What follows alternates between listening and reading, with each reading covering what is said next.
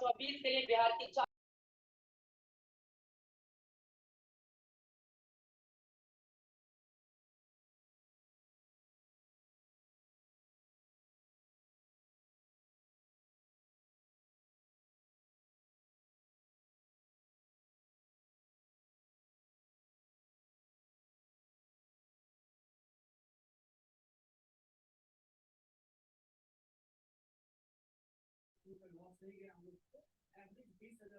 नमस्कार एवरीवन, सभी को प्रणाम। आपको भी प्रणाम सर। प्रणाम राकेश जी। क्या हाल चाल है? प्रणाम सर, प्रणाम। ठीक है सर, आप बताइए। बस एकदम बढ़िया। सर्दी कम नहीं हो रही है। हाँ, इधर महाराष्ट्र आ जाइए, यहाँ तो बहुत गर्मी है इधर। हाँ, उधर तो गर्मी होगी नेचुरली। हाँ, अकोला में बहुत गर्मी रहती है हमेशा। हाँ, उधर गर्मी होती है, सही बात है। आप कहाँ से हैं सर? चंडीगढ़। वहाँ तो बहुत ही ठंड होती है। बहुत ज्यादा ठंड होती है। अभी तो बिल्कुल एकदम बाहर निकलना मुश्किल हो रहा है। चिलिंग ठंड कब तक कोल्ड। रहती है आपके यहाँ? अब ये मेरे ख्याल मिड फरवरी तक कम होने शुरू हो जाएगी। अच्छा अच्छा। हम्म। और दिसंबर से शुरू हो जाती है ठंड आपकी इधर? हाँ जी, हाँ जी। अच्छा। नवंबर लास्ट से शुरू होती है। बाप, मतलब पूरे बहुत दो है। ढाई महीने। हाँ बिल्कुल। सभी को प्रणाम। नमस्कार, प्रणाम प्रणाम। प्रणाम। राम मोहन जी, क्या हाल चाल है? बस एकदम बढ़िया, हम भी ठंड में ही बैठे हुए हैं। हाँ, दिल्ली में भी ठंड है। अच्छा राकेश धुंध जी, वैसे धुंध तो बहुत। हाँ, हाँ, आज आज धुंध थी। मैं कह रहा हूँ कि वैसे तो जनरली 26 जनवरी तक ठंड कम हो जाती है ना, इस बार ही लंबी खिंच गई है क्योंकि बर्फ इस देर बार से ठंड पड़ी है है। भी ज्यादा। इस बार है हाँ भी ज्यादा।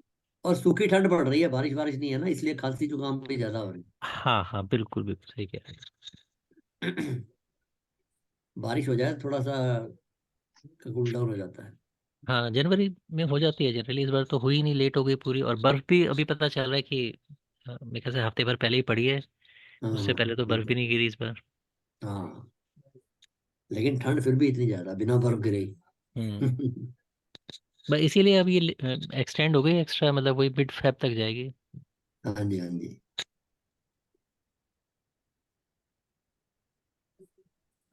राकेश जी, आप प्रश्न वर्ष में है क्या? नहीं, मैं नहीं हूँ। मेरे को यही पहले, मैं सोच रहा हूँ इसको पहले कंसोलिडेट करूँ तब जाके, फिर नहीं तो आगाज और पीछा चौड़ वाला हिसाब किताब हो जाए कहीं। हाँ ठीक है, अब हम तो कर रहे भाई ट्राई, हम लोग हमने तो ले लिया है एडमिशन। हाँ नहीं, ठीक है। ठीक है। वो jack of all master of none हो जाएगा तो दिक्कत हो जाएगी ना। अभी तो यही समझ में नहीं आ रहा है इतनी बिल्कुल अच्छी तरह बिल्कुल से। सर। हाँ, हो सकता है, ऐसा हो सकता है। अगर टाइम नहीं मिल पाता, प्रैक्टिस चार्ट वगैरह नहीं कर पाते, अब देखिए इसी में कॉन्सेंट्रेट करेंगे जब ये क्लासेस चलेंगी ना राकेश जी, इनकी। आप रिटायर हो गए क्या आप? हाँ जी, मैं रिटायर्ड किसी हूँ। मतलब हाँ जी। किस डिपार्टमेंट में थे? आप किस मैं डिपार्टमेंट में थे? टेक्सटाइल्स में था। अच्छा। उसके बिरलाज में बाद रहा। से शुरू मैं किया क्या सीनियर वाइस आपने? प्रेसिडेंट, रिटायर हुआ। उसके बाद से शुरू किया क्या आपने? हाँ, उसके बाद शुरू किया मैंने। ये पहले से आपको इंटरेस्ट था? नहीं नहीं, पहले इंटरेस्ट नहीं, पहले इच्छा थी, लेकिन अच्छा शुरू अच्छा। मैंने बाद में ही किया। मतलब मेरे समान, मैंने भी रिटायरमेंट के बाद में शुरू किया है। हाँ हाँ। तो आपने पहली बार यही कर रहे हो या पहले भी कहीं किया है? पहले महाराष्ट्र में एक दो जगह किया है मैंने, लेकिन वो सेटिस्फाई नहीं हो पाया। फिर गुरुजी की वीडियो मिली, तो हाँ हमने सोचा चलो इनके पास कर लेते हैं। बिल्कुल बिल्कुल बिल्कुल। नहीं, मैं तो वीडियो देख के सोच रहा था कर हो जाएगा, समझ में आएगा, लेकिन कुछ समझ में नहीं आया। ऐसे बिना गुरु के ज्ञान नहीं होता। हाँ ये तो है। बिल्कुल सही, बिल्कुल हम्म। सही। कैसे हो सर? नमस्कार। नमस्कार जी, नमस्कार नमस्कार। जी। नमस्कार जी, नमस्कार, सभी को नमस्कार। विजय जी, हरे आप कौन से कृष्णा। डिपार्टमेंट में थे? मैं टीचर था सर, अच्छा अच्छा अच्छा अच्छा, ठीक है। हाई स्कूल में। फिर बाद में मेरा हाँ। प्रमोशन हुआ headmaster. Okay okay okay okay. नहीं, हमारा तो क्या अपनी प्राइवेट बैच। इंडस्ट्री थी ना, टाइम ही नहीं मिल पाता था बिल्कुल ही। हाँ हाँ, सही है सर। तो सुबह सुबह 6 बजे से लेकर शाम को 8 बजे तक लगे रहो, बस बस आते जाते इंडिया रहो। लाइन मूवी रखा हाँ है ना? सुपर ठीक है। लक्ष्मी। हरे कृष्णा। हरे कृष्णा, कैसे है? बस फर्स्ट क्लास। प्रणाम। आपने तो कलकत्ता में भी सर्दी कर रखी है, मफलर ले रखा है आपने। हाँ जी, सर्दी तो है सर्दी? हाँ जी है तो। इधर होती तो नहीं है वैसे। नहीं नहीं, होता है। अच्छा। नमस्कार आप लोगों को। प्रणाम गुरुजी, प्रणाम। हरे कृष्णा। प्रणाम गुरु जी। प्रणाम गुरुजी। नमस्कार प्रणाम गुरुजी। गुरुजी। प्रणाम गुरु जी। प्रणाम गुरुजी। प्रणाम उन्हें प्रणाम प्रणाम गुरुजी। प्रणाम। प्रणाम प्रणाम।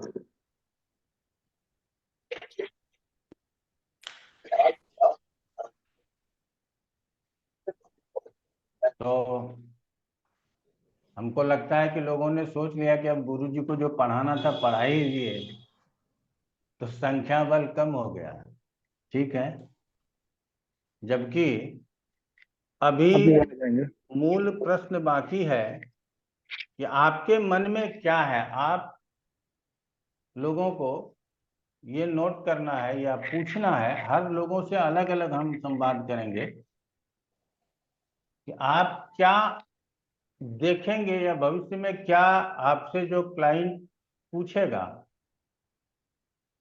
अगर उसमें से कुछ रह गया हो तो उसकी चर्चा क्लास में कर ली जाए। ये जरूरी विषय है और सबके प्रश्नों का उत्तर देने के बाद क्लास खत्म होगा। मतलब चाहे आज हो जाए या अगले संडे हो जाए या उसके अगले संडे हो जाए, जब भी हो जाए। तो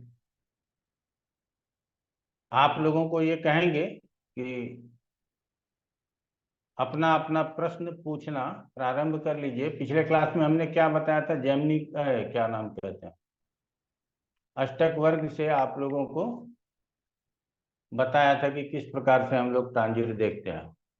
उसके बाद प्रश्न यही रह जाता है कि आप लोगों को कौन सा ऐसा चीज है जो हमने नहीं बताया, वो रह गया हो और आप जानना चाहते हो। तो सबसे पहले राकेश कौशल जी को ही कहेंगे कि अपने प्रश्न, यदि आपने नोट किए हों, हम पहले भी कक्षा में बोल चुके हैं कि अपने अपने प्रश्न नोट कीजिए, तो आप पूछ सकते हैं। गुरुजी मेरे को मारक खंड उतनी अच्छी तरह से समझ में नहीं आया गुरुजी। नहीं, अब तो पूरा मारक खंड का विचार नहीं किया जा सकता, संक्षेप में समझिएगा। जी।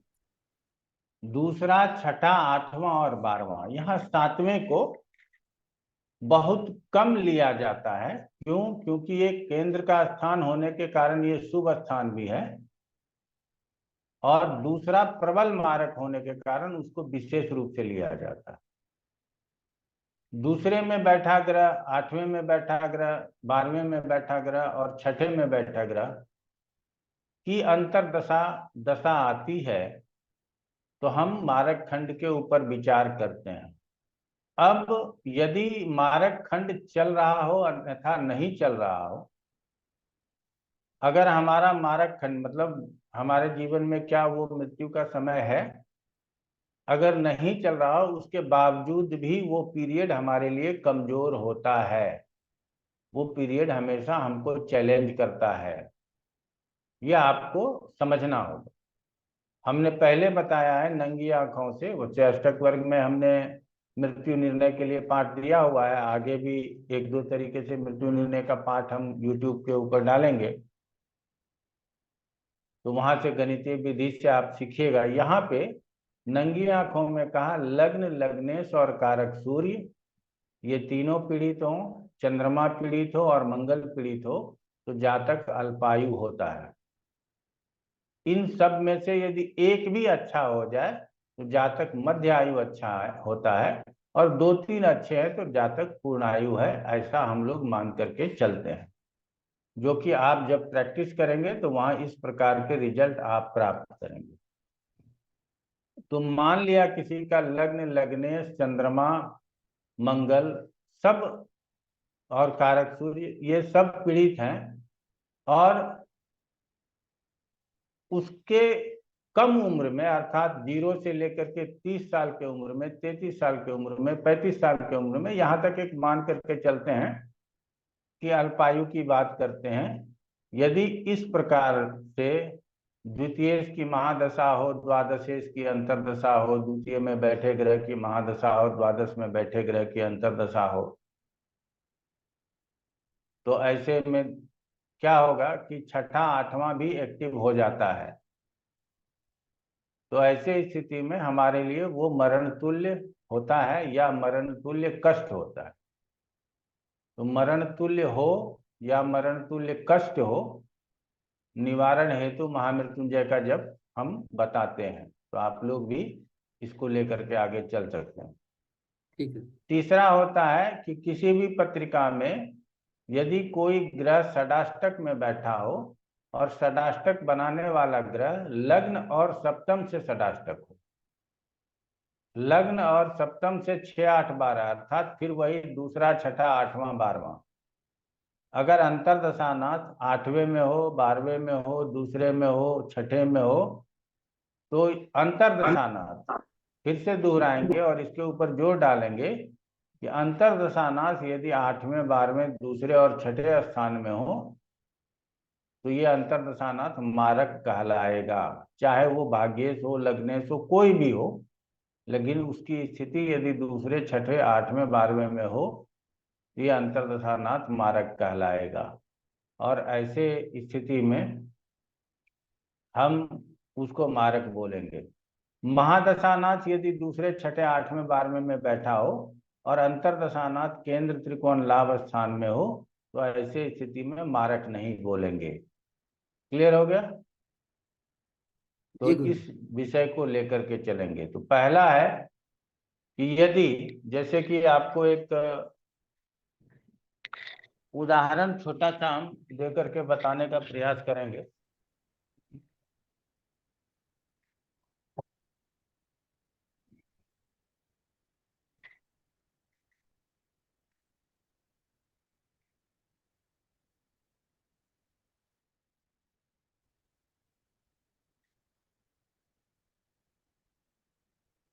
मान लीजिए महादशानाथ यहाँ है और अंतरदशानाथ यहाँ है। ये महादशानाथ से 1, 2, 3 और 1, 2, 3, 4, 5, 6, 7, 8, 9, 10, 11, ये 3, 11 का एक्सिस है जिसको बहुत अच्छा कहते हैं।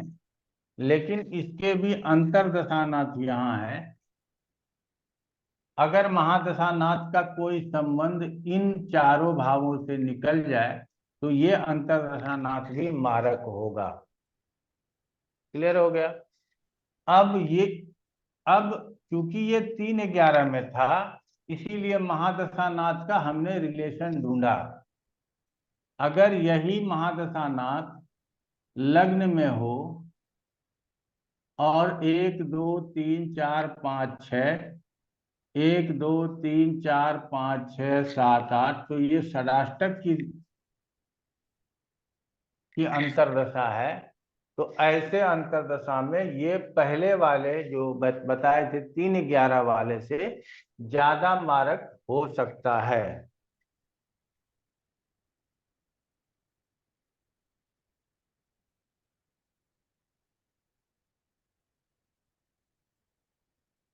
एक सेकंड, ये पूरा स्याही निकल गया है, जरा सा हम आप लोगों का समय लेते हैं।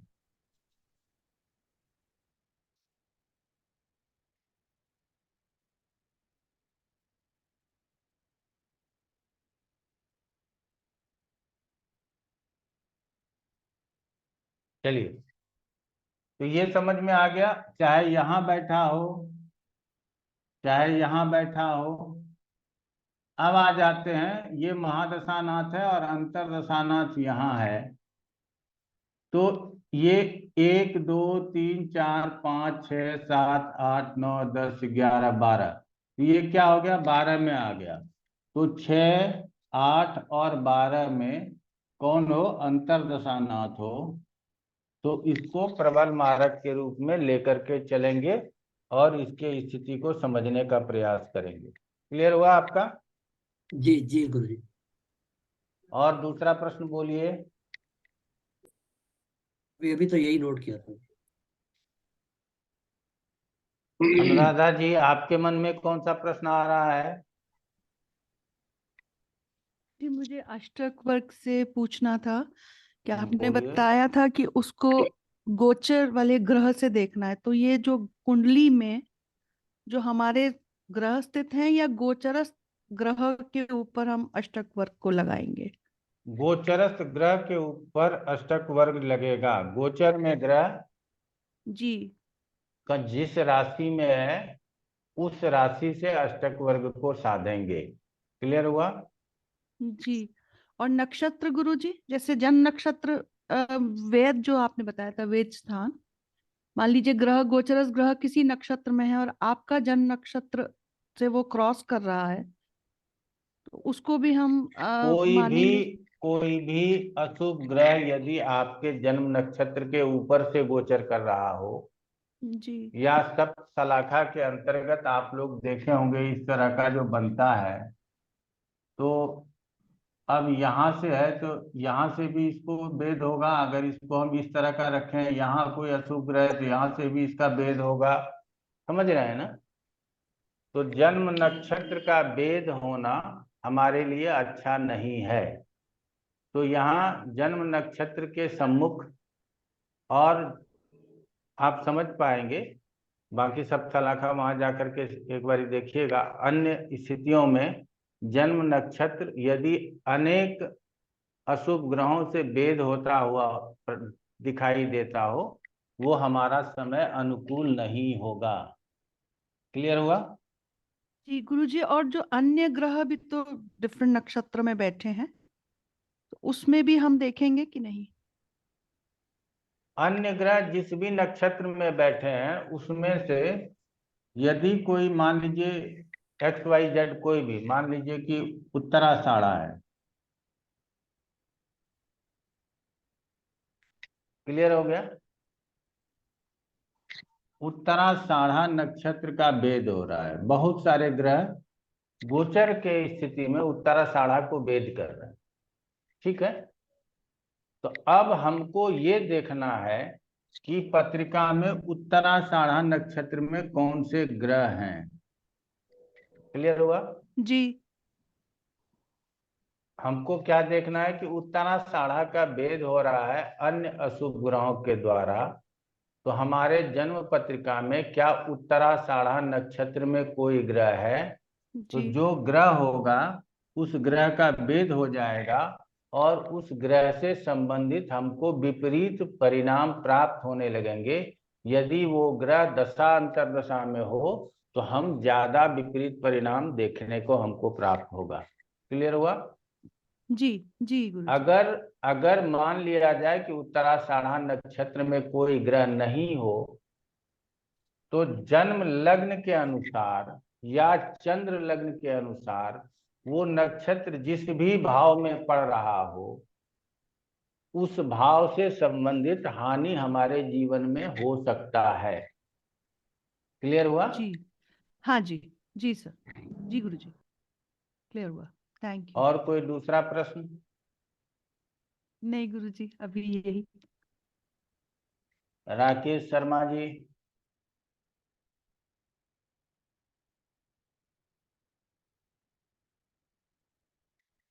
आपकी आवाज हम तक नहीं आ रही है राकेश शर्मा जी। आप अपना आवाज पहुंचाने का प्रयास कीजिए। आवाज गुरु जी। हाँ, अब आ रही है। हाँ, नमस्कार गुरु जी। नमस्कार।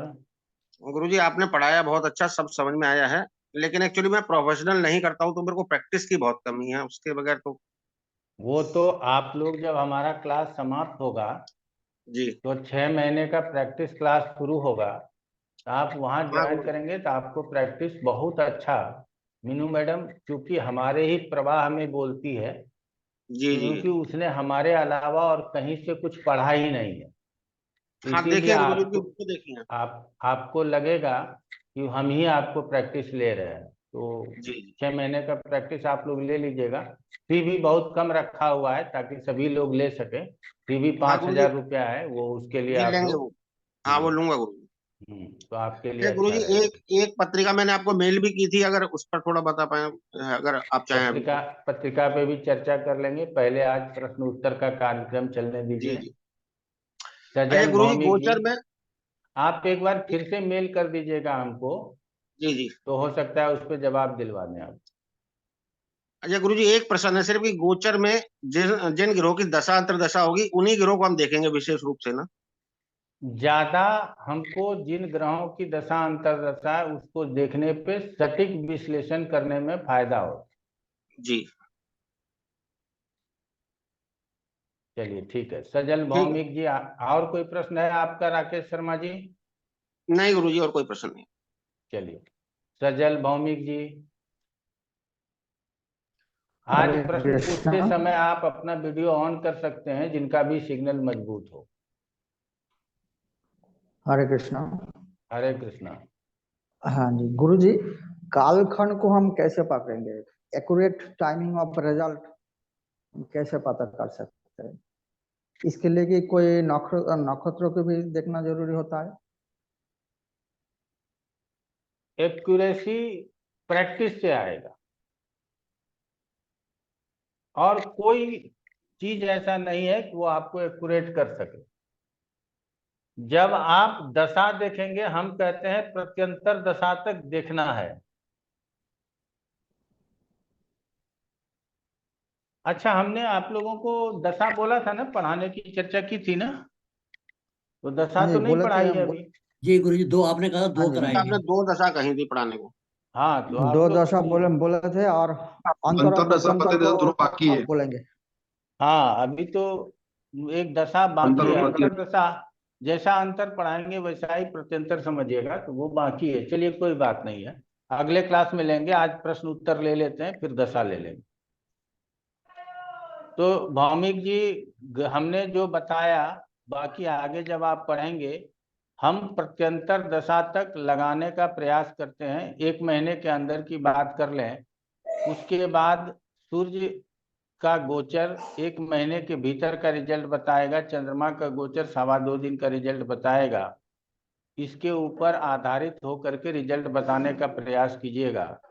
उसके बाद और नजदीक जाने के लिए अष्टक वर्ग का पॉइंट बताया गया है कि अष्टक वर्ग के पॉइंट में सूर्य और चंद्रमा का जो गोचर होगा, अगर गुरु का गोचर और शनि का गोचर ये कह रहा है कि कार्य होना चाहिए, तो चंद्रमा का गोचर कब अंक सहित गोचर कर रहा है और उस समय प्रत्यंतर दशा भी उस कार्य को होने के बारे में बता रहा है। जब इसको लगाइएगा तब आप एक्यूरेट समय को बताने में सक्षम हो जाइएगा। फिर भी मैं अपने तरफ से कहना चाहूंगा कि ये कहिएगा कि 20 तारीख को 7 बजे शाम को आपके साथ ये घटना घटेगी, तो ये बड़ा मुश्किल काम है। आज तक हम इस बात को नहीं सीख पाए हैं, तो इसीलिए क्षमा चाहेंगे कि हम आपको भी नहीं सिखा पाएंगे। लेकिन यदि ये कहेंगे कि इस महीने में कुछ घटना होने वाली है, तो उतना तक सही हो जाता है। क्लियर हो गया? हाँ जी। गुरुजी, इसके लिए कोई नक्षत्र को देखना चाहिए, लाना नहीं, चाहिए बहुत इसमें? जरूरी नहीं है नक्षत्र को देखना। अच्छा अच्छा। हमने और पहले आप गुरुजी, लोगों को बताया हुआ है कि नक्षत्र के ऊपर बहुत ज्यादा प्रिडिक्शंस आश्रित नहीं है। प्रिडिक्शन भाव ग्रह के ऊपर ही आश्रित है। इसीलिए हमारे क्षेत्र में नक्षत्रों का बहुत विशेष योगदान फलित फल कथन में नहीं होता है।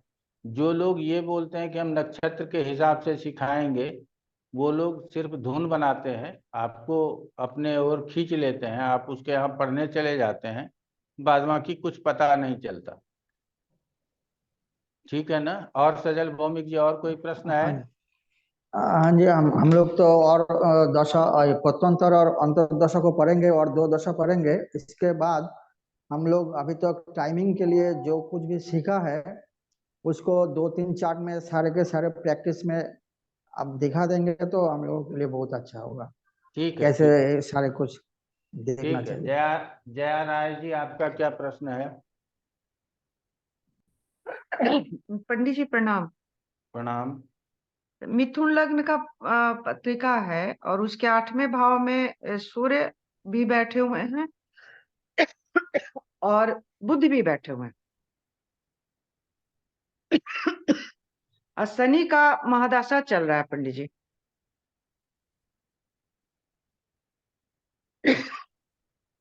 और अंतर्दशा?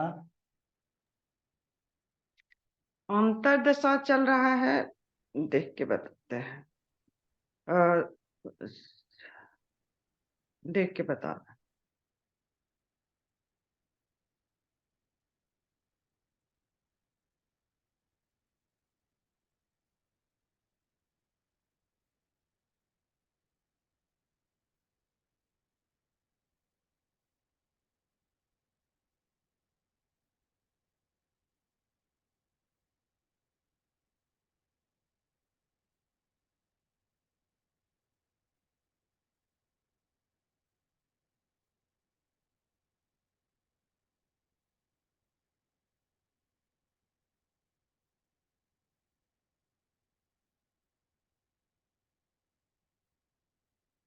राम मोहन कपिल जी, जब तक आप अपना प्रश्न कीजिए। हाँ, प्रणाम गुरुजी। गुरुजी, प्रश्न बेसिकली मेरा नहीं है। जो भी आपने पूरा सिलेबस हमें पढ़ाया वो बहुत अच्छे से आपने एक्सप्लेन किया और मुझे समझ में भी आया। बस अब मेरा प्लान आगे यही है कि उसको पूरा गहराई से एक तरह से कंठस्थ कर लेना मेरी टिप्स पे हो जाए, ताकि मैं उसको इफेक्टिवली जो है प्रैक्टिस कर सकूं, यूज़ कर सकूं। पूछना मैं ये चाह रहा हूँ कि जैसा मैं देखता हूँ इसमें बृहत पराशर होरा शास्त्र में कुछ और भी टॉपिक हैं जो हमारे इसमें कोर्स में कवर नहीं हुए, तो क्या हमें उनको भी स्टडी करना चाहिए एडिशनली? कौन सा या टॉपिक है ये बताइए ना। जैसे फॉर एग्जांपल अर्गला का कॉन्सेप्ट है या राशि दृष्टि का है। ये अर्गला का कॉन्सेप्ट है, राशि दृष्टि है, ये सब जैमिनी ज्योतिष के अंतर्गत आता है। अच्छा, तो तो मतलब हमने अभी हाँ अभी जस्ट आपसे आपके क्लास में आने से पूर्व 1 घंटा पहले जैमिनी ज्योतिष ही पढ़ा रहे थे, ठीक है ना। हाँ सर, मैं वो समझ गया। बिल्कुल भिन्न कंसेप्ट है, उसको अलग से ही समझने की जरूरत है। हाँ नहीं, मेरा सवाल एक्चुअली यही है कि ठीक है, मान लीजिए हम जेमिनी ज्योतिष का कोर्स जो और हमारे साथी कर रहे हैं या कल को मैं भी करूँ उसको, तो मैं जानना सिर्फ ये चाह रहा हूँ कि एज ए एस्ट्रोलॉजर मैं कल को जो अपना सिस्टम बनाऊंगा प्रिडिक्शन के लिए, उसमें इन दोनों को जो हमने पराशर में आपसे पढ़ा है वो और जेमिनी में जो पढ़ेंगे वो मिला के हम लोग यूज़ करते हैं, या फिर जेमिनी का एक अलग ही सिस्टम रहता है, और अगर हमें जेमिनी यूज़ करना है तो उस सिस्टम के ऊपर, और अगर बृहत पराशर वाला सिस्टम यूज़ करना है तो जो देखिए आपने हमें क्या पढ़ाया वो। है कि आप 2 विषयों में एमए करते हैं, हम्म 3 विषयों में एमए करते हैं, कई लोग कई विषयों में पीएचडी करते हैं, तो हम्म, उनका ज्ञान बढ़ता है। बात बाकी समझ में आ गई आपको। हाँ। बाकी भूगोल अलग है और इतिहास अलग है, समझ गए। हम्म लेकिन अगर आप चाहते हैं कि हमको भूगोल का भी इंटरेस्ट है तो आप उसमें भी पीएचडी करेंगे, इतिहास का इंटरेस्ट है तो उसमें भी पीएचडी करेंगे। तो यही है जैमिनी और पराशरी, और कोई अंतर नहीं है। बाकी पराशरी से भी आप ताकतवर हो जाएंगे प्रश्नों का उत्तर देने के लिए। जैमिनी सिस्टम सीखेंगे तो आपका ज्ञान और बढ़ेगा। ये आप ज्ञान विज्ञान की बात है, जितना चाहें उतना सीख सकते हैं। ठीक है, तो गुरुजी जैसे ये स्पेशल असेंडेंट्स होते हैं, जैसे भाव लग्न हो गया, घटी लग्न हो गया, ये सब भी उसमें जेमिनी में ही कवर भाव होता लग्न है? और घटी लग्न बनाने के लिए बताया गया है, लेकिन उसका विस्तार से प्रिडिक्शंस कहीं भी किसी भी किताब में आप नहीं देखेंगे, इसीलिए उन लग्नों की चर्चा नहीं की जाती। ठीक क्लियर है, हुआ।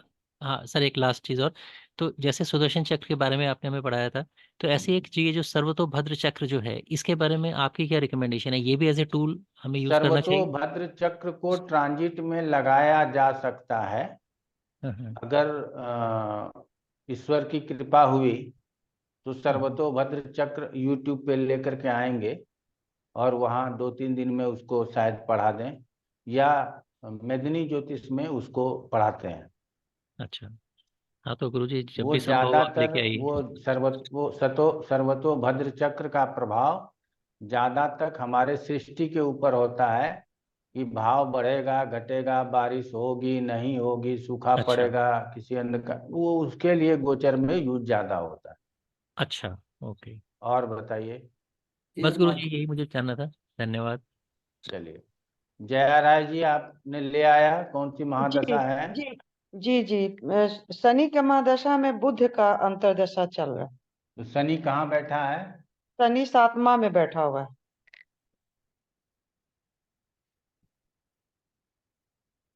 तो शनि में बुध की अंतर्दशा है। जया जी को ये लग रहा है कि अष्टम में बैठे ग्रह की अंतर्दशा है, आज ही गुरु जी ने पढ़ाया, ये खराब हो सकता है।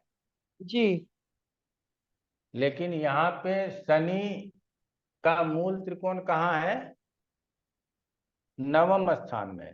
जी इसीलिए महादशानाथ केंद्र में था। तो जैसे प्रश्न आया था शुरू शुरू में, हमने जो लिया जी था केशव कौशल जी का, तो हमने जी जी कहा था कि उसका संबंध देखिए 8वें 12वें से बनता है। तो इसका हम्म। संबंध 8वें से जरूर बनता, लेकिन ये सबसे ज्यादा प्रभाव 9वें स्थान का रखेगा। हम्म। इसीलिए इसको हम बहुत अधिक मारक के रूप में नहीं देखेंगे, लेकिन कोई ना कोई बीमारी या चोट चपेट छोटा मोटा ही सही लगने का भय हो सकता है, हम ऐसा जरूर बताएंगे। जी क्योंकि जी बुध स्वयं लग्नेश होकर के अष्टम में है, सूर्य हम्म। इसका कारक होकर के अष्टम में है, तो ये तो अच्छा स्थिति है नहीं। तो जी ऐसे जी स्थिति में यहाँ बुध का अंतर्दशा में होना कुछ बीमारियों का निमंत्रण या कुछ चोट चपेट की घटना दे सकता है, इसकी संभावना है। ठीक है जया जी, जी जी जी। प्रणाम पंडित जी। प्रणाम। लाल लव प्रताप सिंह जी, आपके क्या प्रश्न है? प्रणाम गुरुजी। प्रणाम। सर मेरा सबसे ज्यादा कंफ्यूजन प्रोफेशन सिलेक्शन में है। व्यवसाय का चयन कैसे किया, ग्रह निश्चित करने के बाद भी उसमें क्या ध्यान रखना चाहिए? इसमें तो आज तक हमको भी प्रॉब्लम है। आप लेकिन सर पूछिएगा एक, क्यों? एक क्योंकि क्यों सर? प्रोफेशन इतने प्रकार का हो गया है कि आप प्रोफेशन सिलेक्शन में तो प्रॉब्लम रहेगा। आप कह सकते हैं टेक्निकल होगा, नॉन टेक्निकल होगा, मैनेजेरियल होगा, या कोई जी शिल्पी टाइप का आदमी होगा, कलाकार होगा, ये सब बोल सकते हैं, डॉक्टर होगा, ये बोल सकते हैं। लेकिन ये नहीं बोल सकते कि इस प्रकार के होंगे। ये बहुत सारे हैं ना, हजारों तरह का नौकरी हो गया, तो आप क्या बोलेंगे? इसीलिए जी सर। इसमें कंफ्यूजन है तो अच्छा है। इसको जितना अभ्यास करेंगे धीरे धीरे ये कंफ्यूजन दूर होगा। बाकी बहुत ज्यादा इच्छा कर रहा हो, जेब में पैसा हो, तो करियर वाला एक कोर्स हमारा कैप्सूल कोर्स भी चला था। जी वो भी जी सर, वो भी पूछे थे। वो भी खरीद के पढ़ लीजिए, फिर भी कंफ्यूजन रहेगा, क्योंकि ये इतना विशाल चीज है कि इसमें कंफ्यूजन रहना ही रहना है। ठीक है, जी सर। और कोई दूसरा प्रश्न सर, मन में आ रहा है? सर केंद्राधिपति दोष में सर, क्या जिन भावों के स्वामी हैं दोष लगने पर उन्हीं भावों के फल कम होते हैं? साधारणम विशिष्टश्च दशानाम द्विविधम फलम। साधारण और विशिष्ट दो प्रकार का फल कोई भी ग्रह अपनी दशा अंतर्दशा में देता है। बात को पहले समझिएगा। जी अब ये जब दोष लगेगा तो इसको केंद्राधिपत्य दोष, केंद्र के स्वामी होने का दोष लगेगा। तो जी जिसका दोष लगेगा उसका फल कमजोर कर देगा। लेकिन जी स्वतंत्र रूप से जो ग्रह हैं, जो साधारण फल है, जो ग्रहानाम स्वभावेन, जो ग्रह के स्वभाव से हमको प्राप्त होता है, वो हमको प्राप्त होगा। गुरु जी पुत्र देता है तो वो हमको मिलेगा। अगर गुरु केंद्राधिपत्य दोष में भी है और उसको पुत्र की कामना है, तो उसको पुत्र की प्राप्ति होगी। लेकिन यदि वो 10वें स्थान का स्वामी है तो वो 10वें स्थान के रिजल्ट को कमजोर करेगा ही करेगा। जी सर। क्लियर हुआ आपका? और सर, जी सर, और सर ये पार्टनरशिप अगर देखनी हो कि जैसे अगर कोई नया बिजनेस 2-3 लोग मिलके करना चाह रहे हैं, तो उसमें क्या तीनों का कुंडली देखेंगे या कि जो इन्वेस्टर है उसका देखेंगे? एक केस ऐसा है कि जिसमें 2 लोग काम कर रहे हैं और तीसरा साइलेंट पार्टनर है जो सिर्फ पैसे लगाया है। तो पैसे और लगाने वाले को पार्टनर थोड़ी मानेंगे। जी सर। जो लोग काम कर रहा है उसको पार्टनर मानेंगे। तो जो काम कर रहा है उसकी पत्रिका को देखिए, और उसके पत्रिका में आने वाली दशा अच्छी होनी चाहिए। अगर वो आने ओके। वाली दशा अच्छी है तो फाइनेंसर से फाइनेंस लिया है तो वो आगे चला पाएगा। अगर आने वाली दशा खराब है तो फाइनेंस लेकर के भी डुबा देगा, ये समझने की जरूरत। तो जी सर। पार्टनरशिप करने से पूर्व यदि कोई पूछ ले तब तो बढ़िया जी है। अगर पार्टनरशिप करने के बाद कोई पूछेगा तो फिर वो गड़बड़ है, फिर वो पूछने का मतलब ही नहीं बनता है। ठीक है ना? क्योंकि दो आप पार्टनर हैं। पहले ही सलाह ले लें। जी सर, 2 पार्टनर है तो दोनों की कुंडली में दशा चेक किया जाएगा। बिल्कुल, दोनों के कुंडली को देखना चाहिए, दोनों में पॉजिटिव वाइब्रेशन होना चाहिए। और सर अगर एक से ज्यादा, जैसे बड़ी कंपनियों में कई डायरेक्टर्स होते हैं, तब मिलके एक कंपनी सेटअप करते हैं, तो उसमें किस तरह देखा जाएगा? उसके लिए हमने आपको पहले ही बोला है कि जितनी बड़ी बड़ी कंपनियां हैं, जो 1000 करोड़ की कंपनी है, 2000 करोड़ की कंपनी है, 10,000 करोड़ की कंपनी है, उसमें पार्टनरशिप वाला रिलेशन देखा ही नहीं जाता। जी सर। क्लियर हो गया? जी सर। हम लोग यहाँ और देखते हैं करोड़, 2 करोड़, 5 करोड़, 10 करोड़ में जो काम कर रहे हैं ना, वो आपस में पार्टनरशिप करते हैं। उस जी पार्टनरशिप को विशेष चर्चा में लाना चाहिए। अंबानी किसके साथ पार्टनरशिप कर रहा है, ये चर्चा में लाने से नुकसान है। जी सर। क्लियर हो गया?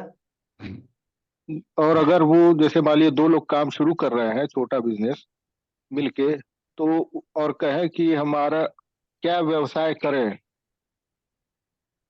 किस क्षेत्र में व्यवसाय करें, तो मतलब किस आइटम का व्यवसाय करें, तो वो किस तरह देखा जाएगा?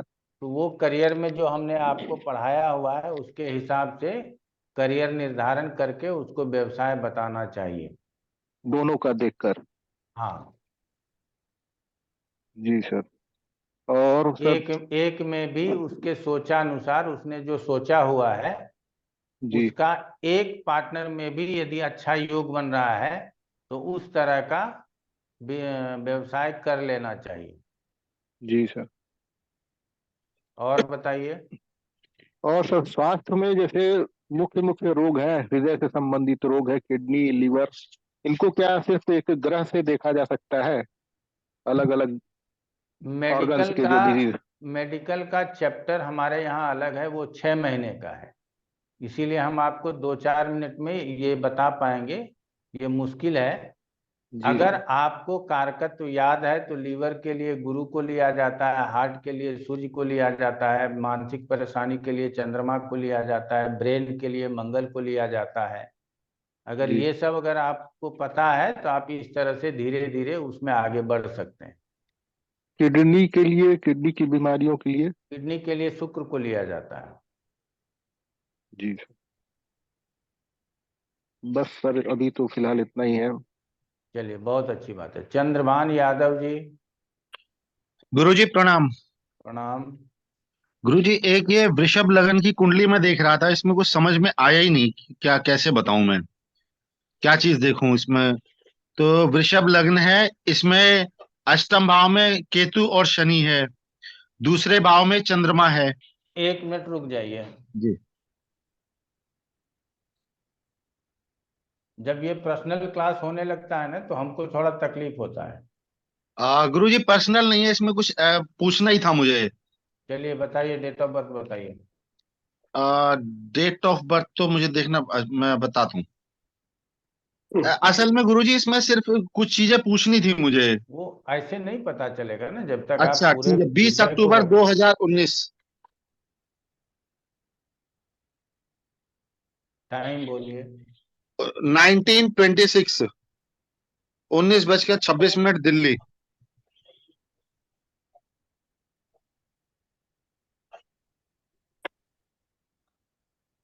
बताइए कहाँ कष्ट हो रहा है आपको। गुरुजी इसमें जो है चंद्रमा ऊपर शुभ है, दूसरे भाव में। हम्म। अष्टम में शनि आ गया है, तो शनि के हम्म। ऊपर चंद्रमा की तो शुभ दृष्टि हो रही है। और नवम का स्वामी जो है वो अष्टम में आ गया। हम्म। तो इसमें क्या शनि खराब रिजल्ट करेगा या शुभ करेगा? देखिए, शनि के रिजल्ट को बहुत अच्छा नहीं मान करके चलेंगे। अच्छा। क्यों? क्योंकि शनि राहु केतु एक्सिस में है और मंगल से दृष्टि भी है। जी। तो ऐसे स्थिति में शनि यहाँ पीड़ित हो जाता है। केंद्र त्रिकोण दोनों का स्वामी होने के कारण वो पूर्ण योगकारी ग्रह अष्टम में चला गया। तो वो चंद्रमा से सिर्फ दृष्ट हो जाने से अच्छा फल करेगा, ये समझना बिल्कुल गलत है। और शनि की जो दशा आएगी इस बालक को, वो पढ़ाई लिखाई के ही एज में आ जाएगा, समझ रहे हैं ना। जी। तो जिस समय शनि की दशा आ जाएगी उस समय इसका पढ़ाई का सबसे अच्छा पीरियड होगा। 1934 में आएगा तो 19 दूनी 38, तो वो 14-15 साल का रहेगा। तो जी। ऐसे स्थिति में क्या होगा कि वो उसका ग्रोइंग पीरियड होगा, वहां शनि की दशा आएगी तो गुरु के से जो उसको एक ओज मिला रहेगा, एक तेज मिला रहेगा, उस ओज और तेज को लेकर के आगे नहीं बढ़ पाएगा। इसीलिए उसको वहां पे पढ़ाई के समय ध्यान देने की जरूरत होगी। क्लियर हो गया? ठीक है गुरुजी। तो दूसरा इसमें क्या जो है? हाँ बोलिए। जो चंद्रमा है वो भी बुरा प्रभाव करेंगे शनि के दृष्टि के कारण। शनि के दृष्टि से ही सिर्फ बुरा प्रभाव नहीं होगा, चंद्रमा शनि के दृष्टि में है और राहु केतु एक्सिस में है, जी इसीलिए मन थोड़ा चंचल रहेगा, बहुत स्थिर दिमाग लेकर के आगे नहीं बढ़ेगा, क्योंकि द्विस्वभाव राशि में चंद्रमा है और चर की ओर झुका हुआ है, इसीलिए चंचलता अधिक रहेगी और पढ़ाई लिखाई में भी स्कॉलर नहीं होगा। स्कॉलर नहीं होना मतलब बहुत अच्छा पढ़ना जिसको कहेंगे उसको होने में दिक्कत आएगा। बाकी भगवान करे जातक बहुत अच्छा पढ़े लिखे। क्लियर हो गया? ठीक है गुरुजी, धन्यवाद। गौरव बाधवा जी। जी नमस्कार सर। बोलिए। मैंने थोड़ा देर से आपका तो ज्वाइन किया सिग्नल था। अच्छा रहता है, फिर वीडियो ऑन क्यों नहीं किए? नहीं एक्चुअली मोबाइल पे था आज मैं, थोड़ा देर से ज्वाइन किया था। तो मैं ये कह रहा हूँ बोलिए। सर, दो चीजें ना आपने बोली थी कि बताएंगे, तो अगर आज समय है तो आज बता दीजिए। 22वां दृष्टिकोण कभी बोला था आपने, याद दिलाने को। अच्छा, और एक त्रिशांश के बारे में अगर थोड़ी सी जानकारी दे सकते हैं, आपने कहा था प्रैक्टिस में कभी ले लेंगे। बस यही दो चीजें हैं। 22वां दृष्टांत 64वां नवांश किसी दिन अगले क्लास में चर्चा कर लेंगे, ठीक है? ठीक है सर। 1 मिनट रुक जाइए, मैं नोट कर लेता हूँ। और D30 का कैसे देखना है वो? D30 अभी बता देते। ठीक है सर। क्योंकि वो जो वो अरिष्ट बताया था ना शनि के गोचर में, उसमें 22वां दृष्टांत का जिक्र आया था, तो वो मैंने कहा मुझे याद आ बिल्कुल गया। सही है, यही सब प्रश्न तो चाहते हैं कि जो रह गया है वो आप लोगों को कवर करना है।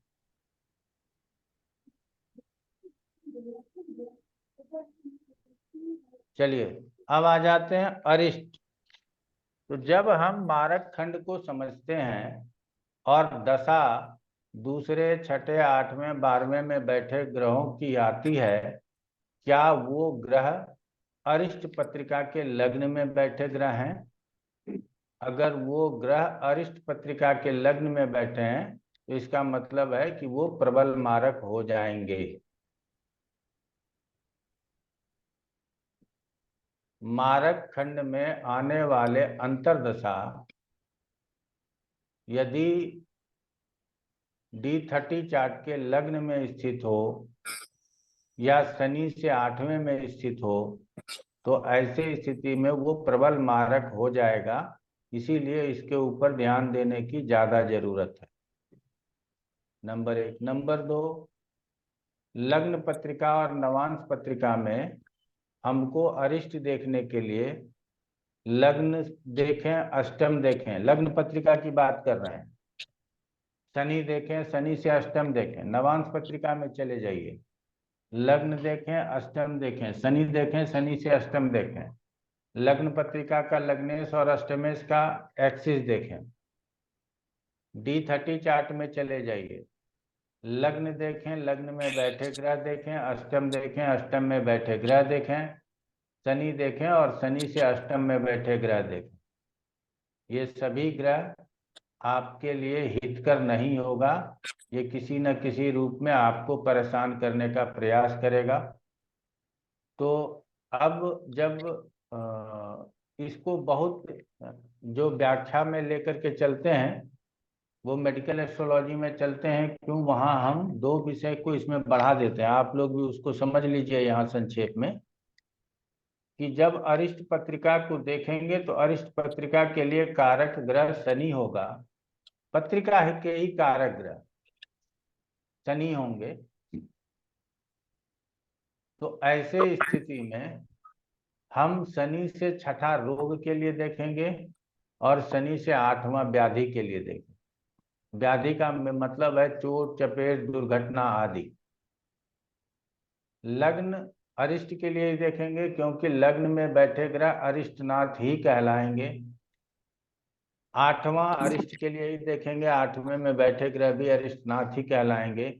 शनि से 8वें में बैठा कोई ग्रह है वो भी अरिष्टनाथ ही है। यदि कोई ग्रह जन्म पत्रिका के दूसरे, छठे, 8वें, 12वें में हो और D30 चार्ट में जाकर के किसी भी रूप से अरिष्टनाथ बना हो तो वो ग्रह विशेष मारक प्रभाव या विशेष रोग कारक प्रभाव लेकर के आता है, इसको समझने की जरूरत। कंप्लीट हुआ भारद्वाज जी? जी सर, थैंक यू। चलिए, डॉक्टर भारती अनेजा। गुरुजी सादर प्रणाम। प्रणाम। गुरुजी, एक प्रश्न था, छोटा सा प्रश्न है लेकिन मैं कंफ्यूज हो गई। केंद्राधिपति दोष की जो अभी बात हुई थी, अगर वृषभ लग्न की कुंडली हो और उसकी मूल दूसरी राशि शुक्र की 6ठे भाव में आती हो, तो उसको केंद्राधिपति दोष नहीं लगेगा? छठे में जाने पे ग्रह ऐसे भी अशुभ हो जाते हैं, तो काहे लगाओगे उसको?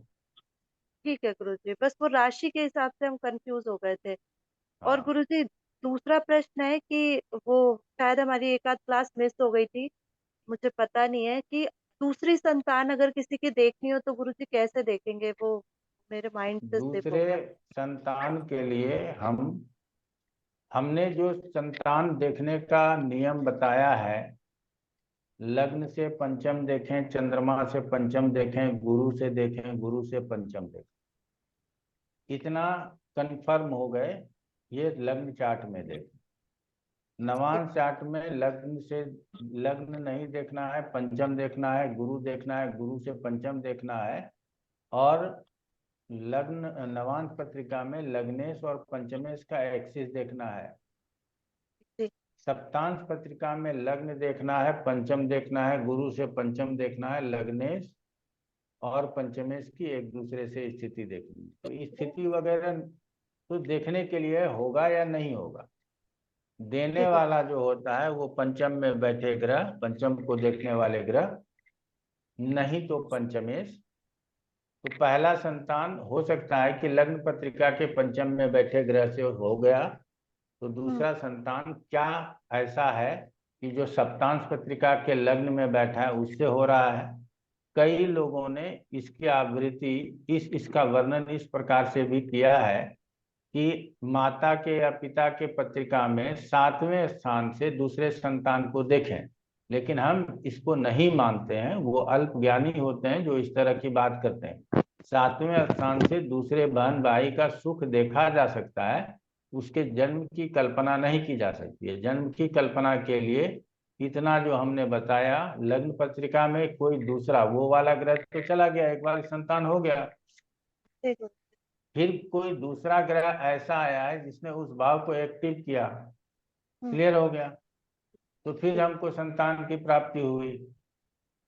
तो वो क्या गुरु है, केतु है, सूर्य है, ये तीनों अलग से भी दे सकता है, या फिर पंचम को एक्टिव करने वाले ग्रह हैं, या गुरु से पंचम में बैठे ग्रह की दशा अंतरदशा है। तो इन्हीं लोगों के दशा अंतरदशाओं में हमको दूसरा तीसरा संतान भी होगा। क्लियर हो गया? साथ में भाव सिद्धि काल लगा लेंगे। जिस ग्रह की अंतरदशा में भाव सिद्धि काल अर्थात लग्नेश और पंचमेश का भाव सिद्धि हो रहा हो, उस ग्रह की अंतरदशाओं में हम दूसरे बच्चे का जन्म बता सकते हैं।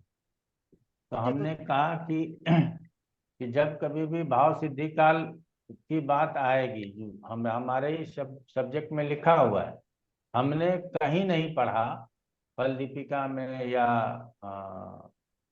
होरा पराशर शास्त्र में कि दूसरे संतान के लिए आप 7वें स्थान को देखें। क्लियर है? आप लोग भी पढ़ने का प्रयास कीजिएगा तो आप लोगों को भी प्राप्त हो जाएगा। नहीं प्राप्त होगा, अगर प्राप्त हो गया तो अच्छी बात है, नहीं होगा तो हमको बताइएगा। एक्चुअली गुरुजी और बोलो, और क्या प्रश्न है?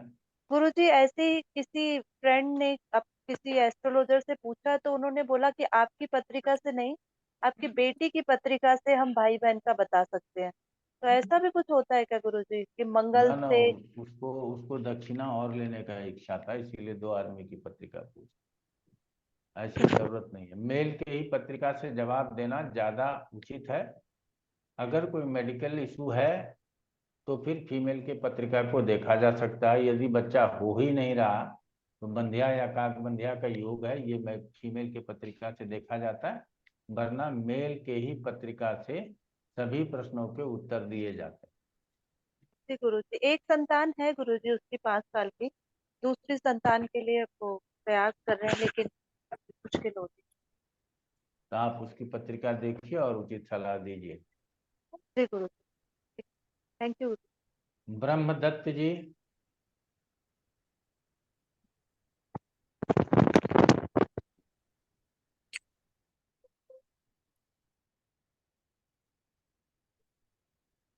आपकी आवाज ब्रह्मदत्त जी नहीं आ रही है। हाँ जी गुरु जी प्रणाम। प्रणाम प्रणाम। अच्छा गुरु जी, मेरे 2-3 प्रश्न हैं, हाँ बोलिए छोटे ना। छोटे, हाँ निवेदन है। अच्छा गुरु जी, मेष लग्न की यदि कुंडली हो तो द्वितीय और सप्तम स्थान का जो अधिपति है, मालक है, वो शुक्र बनता है। तो यदि वो अष्टम में बैठा हुआ हो तो क्या तभी वो उसको मार्केश गिना जाएगा? जी हाँ, अष्टम में बैठ जाने के बाद ज्यादा मार्केज हो जाएगा। अच्छा, और यदि गुरु जी शुक्र और चंद्रमा साथ में हो, चंद्र लग्न से यदि देखा जाए तो फिर वो चंद्रमा के साथ यदि बैठा हुआ है तो फिर भी उसको मार्गेशी माना जाएगा?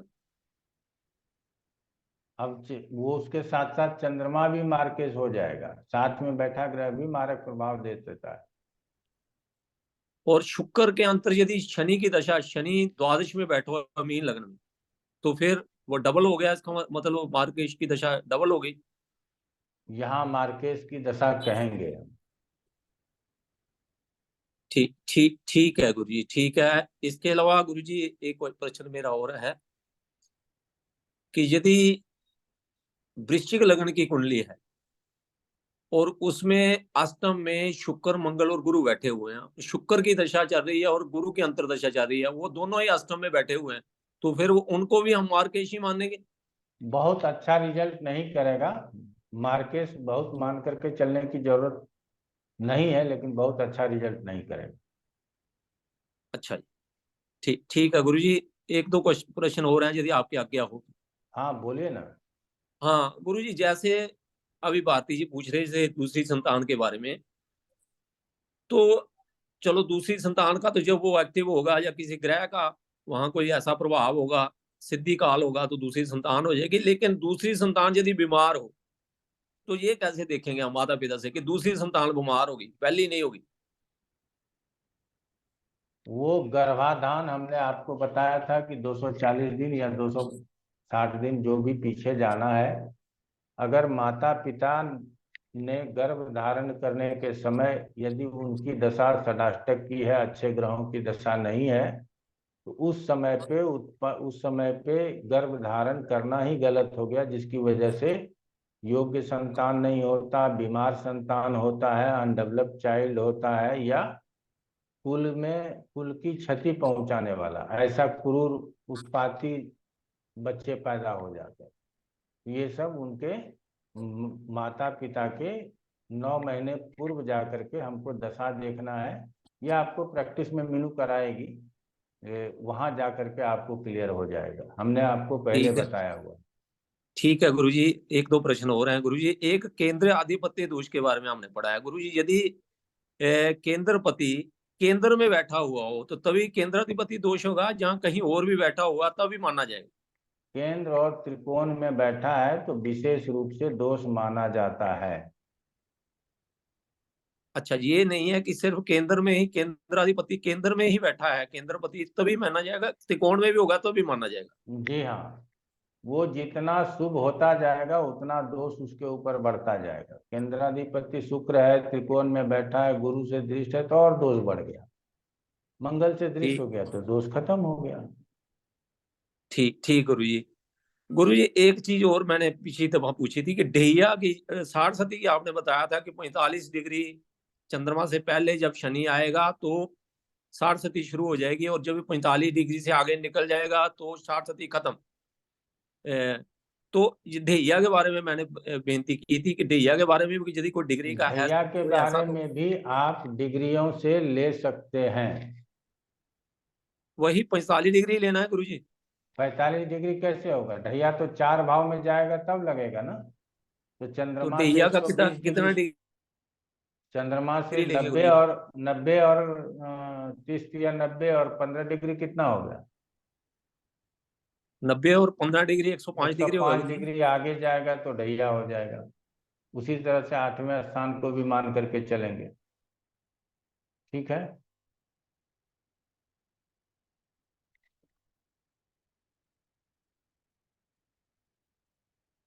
ब्रह्मदत्त जी और कोई 105 प्रश्न? डिग्री गुरुजी। जी हाँ, 105 डिग्री आगे होगा तो ढैया हाँ गुरुजी, प्रारंभ हो ये जाएगा। बात में पूरी 105 डिग्री आगे होगा तो ढैया प्रारंभ हो जाएगा। और समाप्ति गुरुजी? बस उसमें फिर 30 डिग्री जोड़ दीजिए, फिर समाप्ति हो जाएगा।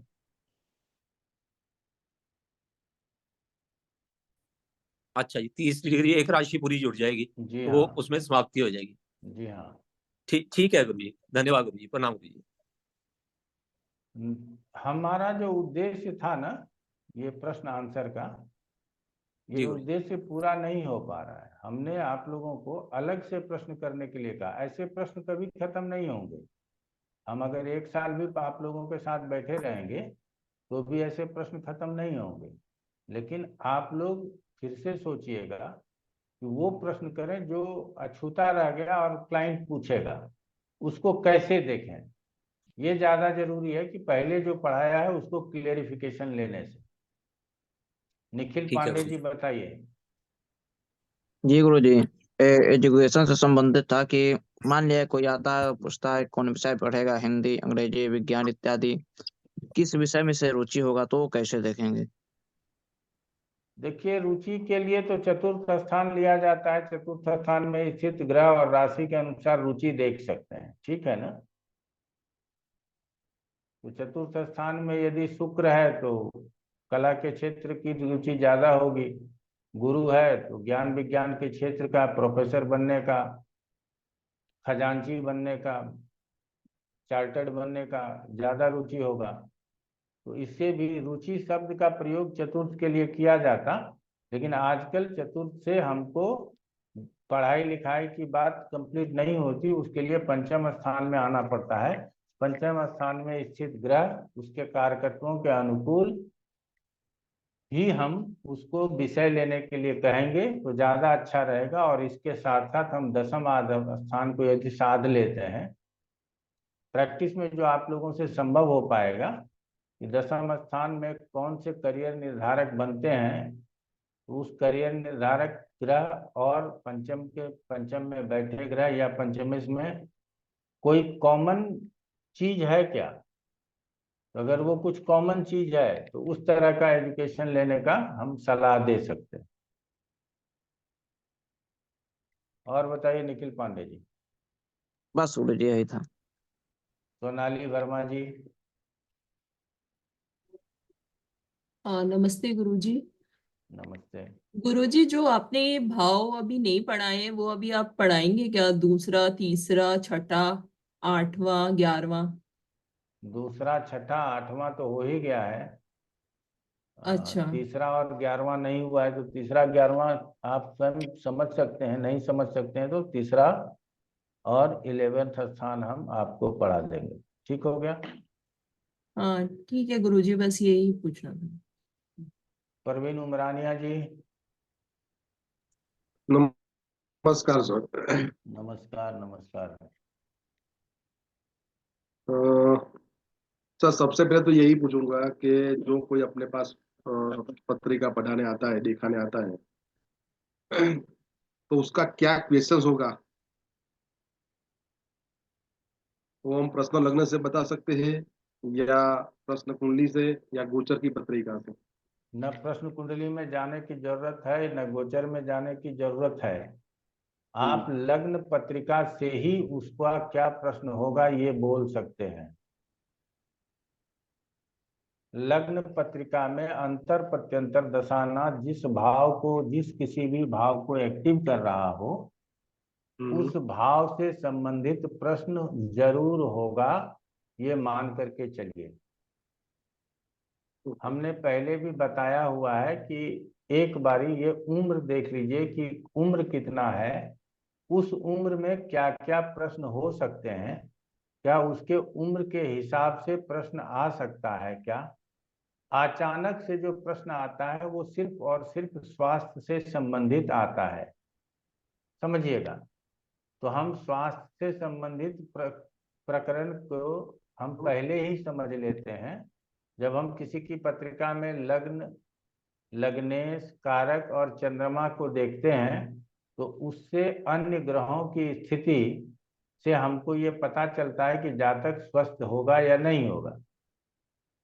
तो स्वास्थ्य से संबंधित विषय को पहले समझने के बाद उम्र के हिसाब से क्या क्या प्रश्न हो सकते हैं इसको समझने के बाद तीसरे नंबर पे अंतर प्रत्यंतर दशानाथ जिस भाव को एक्टिव कर रहा है तथा वो अंतर प्रत्यंतर दशानाथ स्वाभाविक रूप से जिन जिन कारकत्वों का स्वामित्व रखता है उनके अनुकूल ही प्रश्न आएगा, उससे बाहर प्रश्न आएगा ही नहीं।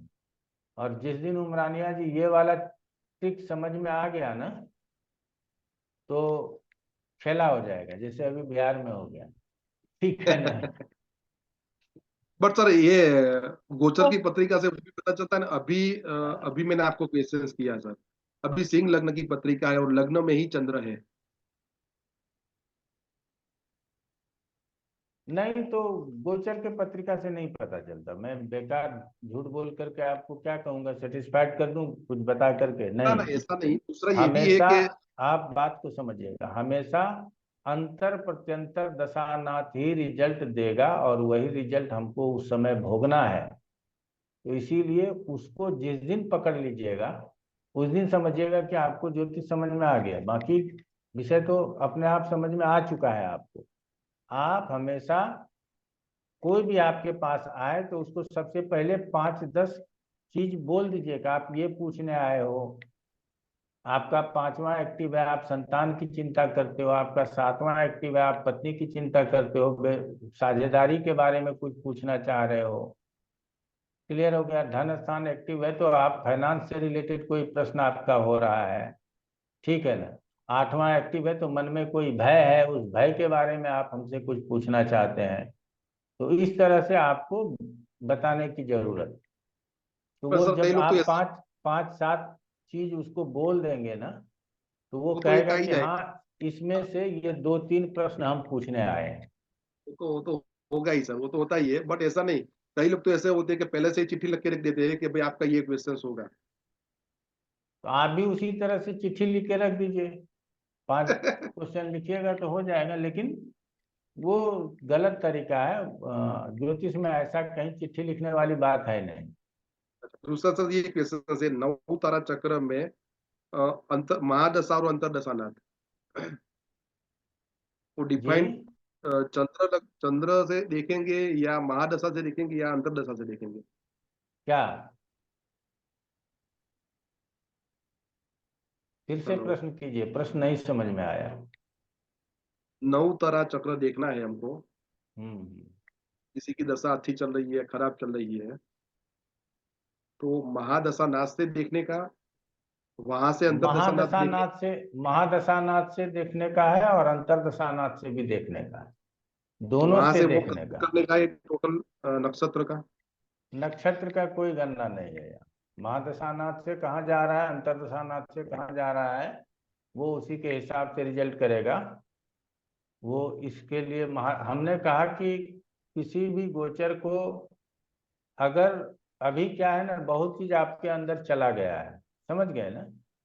उसके ऊपर जब तक काम नहीं करेंगे तब तक आप आगे नहीं बढ़ेंगे। तो बहुत कुछ जो अंदर गया, हमने हमेशा कहा है कि गोचर में महादशानाथ और अंतरदशानाथ को हर तरफ से हिट करके देखिए। लग्न से हिट कीजिए, चंद्रमा से हिट कीजिए, समझ गए ना? प्लस क्या हमारा अंतरदशानाथ लग्नेश है तो वो किस भाव में गया हुआ है, छठे में गया है तो रोग ऋण शत्रु की बात करेगा, 7वें में गया है तो भोग विलास की बात करेगा, 8वें में गया है तो चोट चपेट भय आदि की बात करेगा।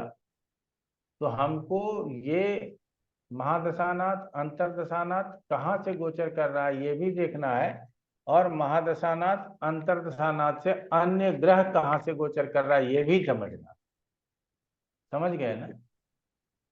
और एक सर अष्टक वर्ग में आयु का निर्णय वही लास्ट फाइनल होगा या महादशा और अंतरदशा देखना चाहिए?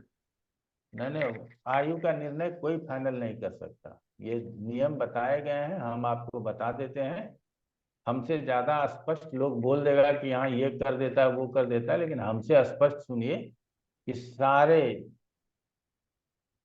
3-4 विधाएं हम अपने जीवन में शायद बता देंगे आप लोगों को, तो वो सारे विधा लगा करके भी आप आयु निर्णय कर लेंगे, ये संभव नहीं है। समझ गए? इसीलिए कुछ चीज जो है ना, कहते हैं ना, एक रामायण का चौपाई है,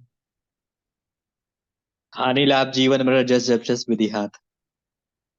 जस अभ्यस विधिहात। तो ये है, सुनहु भरत भाभी प्रबल, कर जोरी कहे मुनिनाथ, लाभ हानि जीवन मरण, यश अपयश विधि हाथ। तो कुछ तो विधि के हाथ में है ना, तो इसीलिए।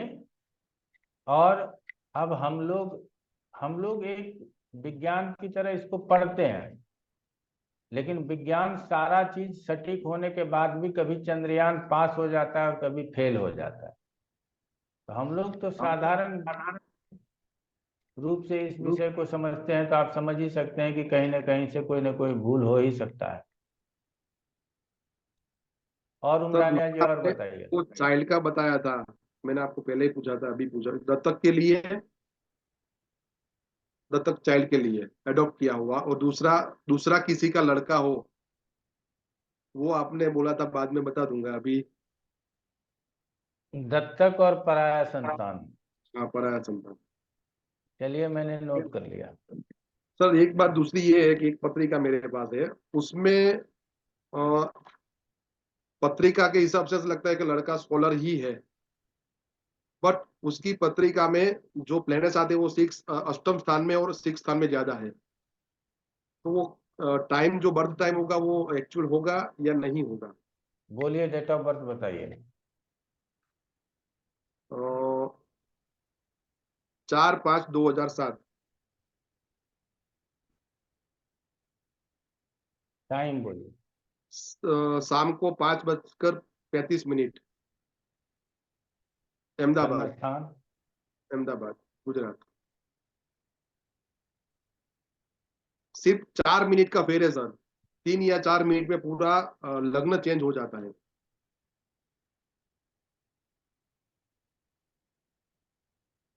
अभी जो टाइम लिखा है उसमें कन्या लग्न आता है। 3-4 मिनट कहाँ लगेगा, ये तो 2 मिनट में लगन बदल जाएगा। हाँ, बदल जाता है, लगन 2 मिनट में बदल जाता है। तो सर ये डिफाइन कैसे करेंगे कि ये सही है पत्रिका या? ये हमेशा जो है, आप लोगों के जानकारी के लिए बोल दें कि ऐसे स्थिति में अगले लगन को लगन मान करके डिफाइन कीजिए। क्लियर हो गया? ऐसे स्थिति में अगले ये लगन मान करके डिफाइन कीजिए। पीछे वाला, आगे वाला 29 डिग्री का है तो तुला। अब इसमें देखिए, अभी आपने बताया है 35 मिनट, हम लगा देते हैं 37।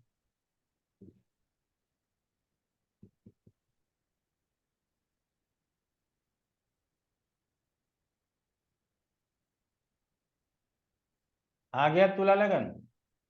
हाँ, तुला लगन आ गया। 2 ही मिनट बढ़ाया ना मैंने। हाँ, 1 मिनट का ही फेर है सर, 1-2 मिनट का ही फेर है। हम बता रहे हैं आपको ना। तो ऐसे स्थिति में हम हमेशा, आप लोग देखते होंगे कि सूर्योदय होने से पूर्व ही प्रकाश हमारे आसमान में आ जाता है। एक उदाहरण दे रहे हैं, संक्षेप में आप लोग इसको समझिएगा। उसी तरह से क्या होता है कि जो अगले लग्न आने वाले हैं ना, 29 डिग्री के बाद, 28 डिग्री के बाद, ज्यादातर 29 डिग्री के बाद ये मान करके चलिएगा। अपने से प्रयोग करके देखिएगा, बहुत अच्छा रिजल्ट आएगा। 29 डिग्री के बाद जो लग्न है ना, उसको अगले लग्न से देखेंगे तो वो ज्यादा सटीक आंसर मिलेगा, क्योंकि हम ये जानते हैं कि सूर्योदय होने के कुछ देर पहले ही आकाश में प्रकाश, धरती पर प्रकाश आ जाता है।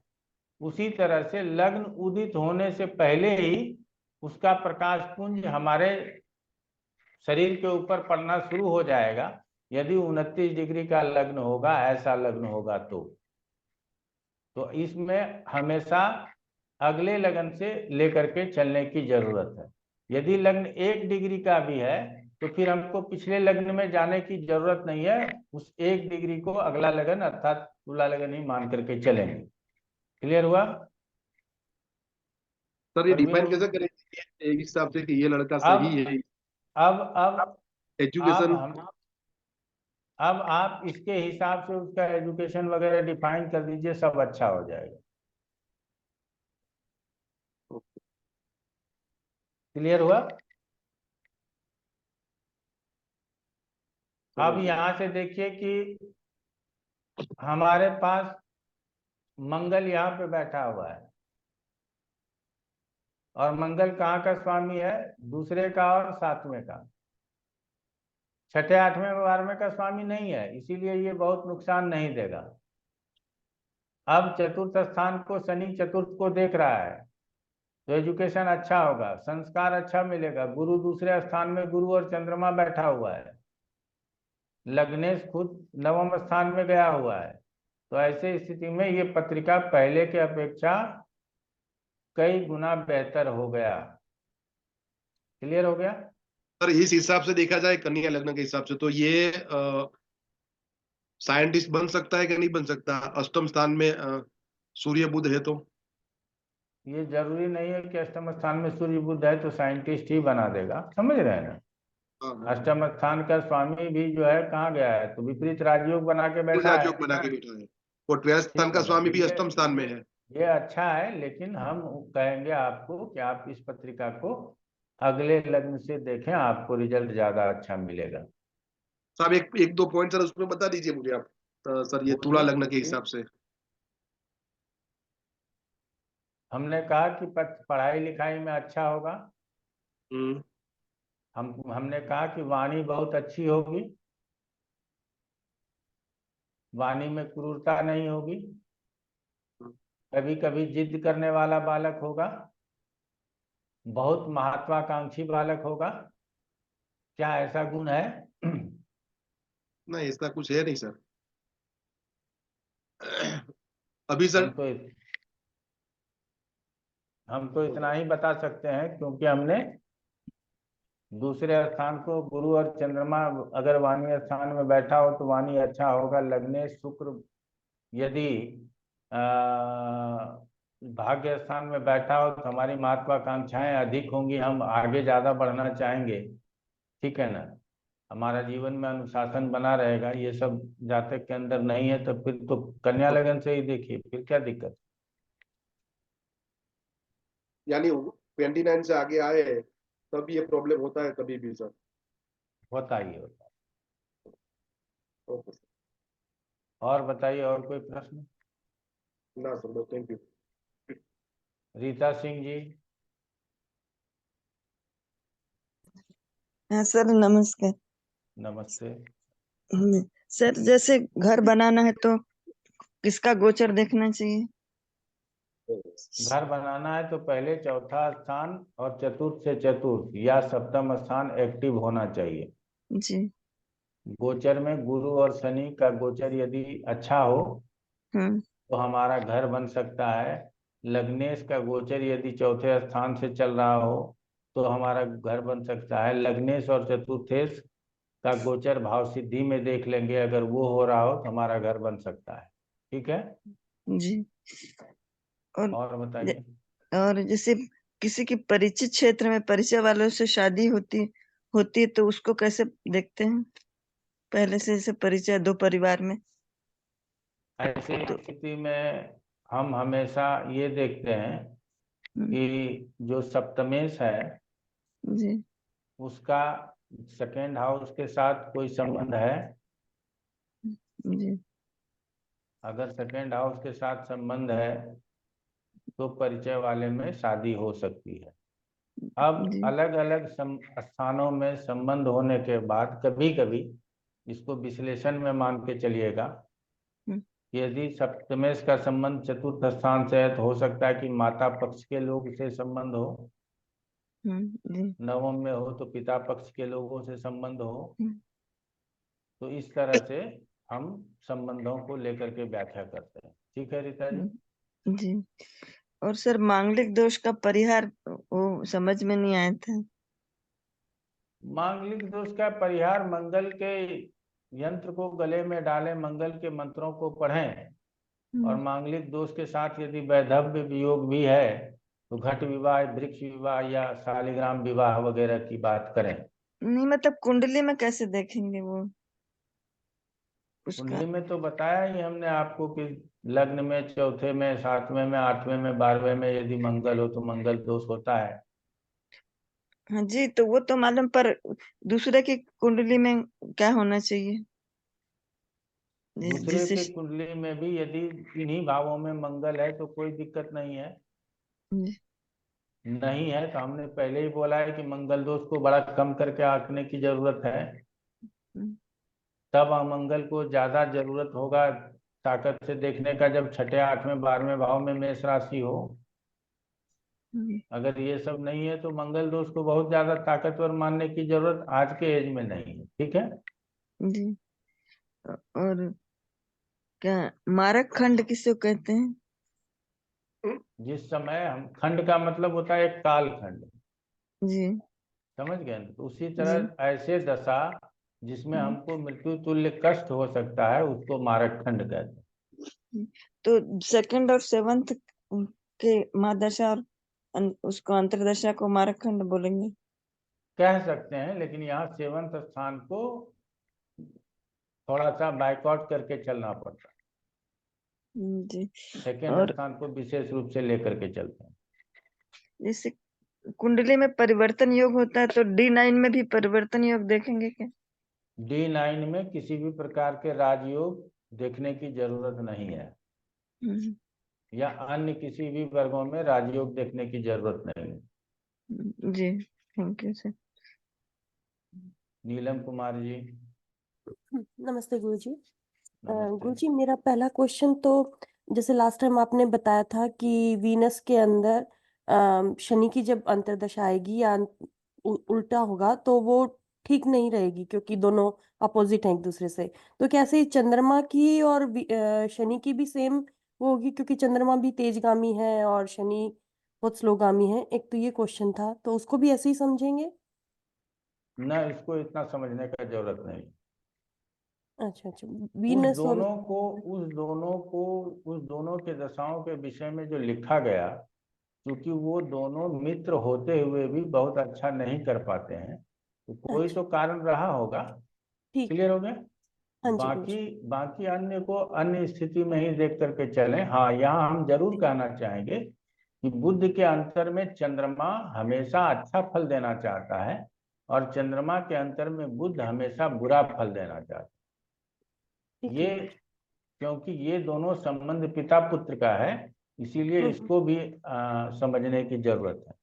हम हमेशा बताते हैं कि मिथुन लग्न होगा तो कर्क राशि धन स्थान में स्थित होता है, और कन्या लग्न होगा तो कर्क राशि लाभ स्थान में स्थित होता है। तो इसीलिए चंद्रमा हमेशा अच्छा करना चाहता है, और यदि कर्क लग्न होगा तो बुध तीसरे और 12वें का स्वामी हो जाता है। इसीलिए चंद्रमा के अंतर में बुध की दशा बहुत अच्छा नहीं होती। ठीक है? ओके। हाँ जी गुरु। और मेरा अगला क्वेश्चन था गुरुजी, जैसे जुड़वा बच्चों की पत्रिका कैसे देखेंगे? उनका तो टाइम भी सेम है, सब कुछ है, बट मैंने देखा जैसे कि उनकी लाइफ में बहुत डिफरेंस होता है, तो उसके बारे में कुछ बताएंगे आप? आज छोड़ देते हैं, जुड़वा संतान हमने लिख लिया, इसकी चर्चा कर लेंगे। क्लास में नहीं किया है तो इसकी चर्चा कर लेंगे। हाँ जी गुरुजी। और एक और क्वेश्चन था गुरुजी, जैसे मैंने राहु केतु का आपका वीडियोस देखे तीनों, और उसके हिसाब से अगर राहु केतु केंद्र में है तो उतनी दिक्कत नहीं आनी चाहिए, बट मैंने जैसे एक पत्रिका में देखा कि राहु केतु केंद्र में है चौथे और 10वें भाव में है, राहु चौथे भाव में मून के साथ, मून षटबल में भी स्ट्रांग है, नंबर 1 है, तो भी क्या मून उसके राहु उसके मून पे इम्पैक्ट करेगा? अशुभ ग्रह है, इम्पैक्ट को करता ही करता है। लग्न कौन सा है? लियो लग्न है गुरुजी, तो सिंह लग्न। बहुत ज्यादा प्रभाव नहीं करेगा। वो लियो लग्न के लिए चंद्रमा द्वादश का स्वामी है, लेकिन उसको द्वादश का दोष नहीं लगता। इसीलिए गुरुजी। राहु चंद्रमा को बहुत प्रभावित नहीं कर पाए। Thank you Guruji, thank you. Anuradha ji. Guruji मेरा प्रश्न अभी जैसे प्रवीण जी ने बोला कि 2 मिनट में लग्न बदला तो कुंडली बदल गई, ऐसे ही ग्रहों के ऊपर भी होगा? जैसे शनि है, अगर वो 2 मिनट का है तो वो किस भाव का फल करेगा? मान लीजिए पंचम में। जी यहाँ चलिए, मैं समझ गया, प्रश्न समझ गया। जी यहाँ हमने आप लोगों को पहले ही बताया हुआ है राशि संधि, ये बताया हुआ है। यदि राशि संधि में कोई ग्रह फंस गया हो, भावार्थ रत्नाकर के भाव चिंता वाले अध्याय में ही आप इसको प्राप्त कर लेंगे शायद। तो अगर वो राशि संधि में हो तो उस भाव का फल नहीं करता, न उस भाव का फल करेगा न अगले भाव का फल करेगा, वो अपने स्वतंत्र कारकत्वों का फल करेगा। क्लियर हो गया? लिखा हुआ है, आपको पहले पेज नंबर भी मैंने लिखाया हुआ है, आप लोग देख लीजिएगा कि लिखा हुआ है कि राशि संधि में बैठे ग्रह यदि उच्च के भी हों, चौरासी के भी हों, केंद्र में भी हों, त्रिकोण में भी हों, फिर भी वो उसका फल नहीं करता, लेकिन अन्य फल जो उसके स्वयं के कारकत्वों के अनुसार होगा उसका फल वो जरूर करेंगे। ठीक हो गया जी। और गुरुजी अगर वो दृष्टि दे रहा हो अन्य ग्रहों दृष्टि को? हम उसी स्थान से मानेंगे जिस स्थान में वो अब चला गया है। अच्छा ठीक है, धन्यवाद गुरुजी। सजल भौमिक जी। हरे कृष्ण। गुरुजी, क्या होता है कि कोई कोई टाइम ऐसा होता है एग्जैक्ट टाइम नहीं बता पाता है क्लाइंट, आधा घंटा या 10 मिनट 20 मिनट इधर उधर होता है, तो इसके लिए जो बर्थ टाइम रेक्टिफिकेशन होता है वो हम लोग कैसे देखेंगे?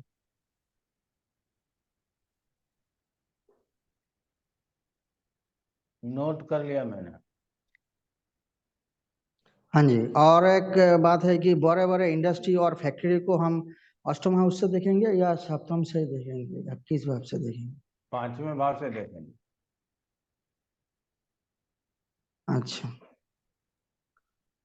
और पहले जब हमारा क्लास चलता था उस टाइम आपने बताया था कि राहु मंगल का एक स्पेशल कुछ बताएंगे, राहु मंगल का योग होने से कुछ अलग से कुछ होता है।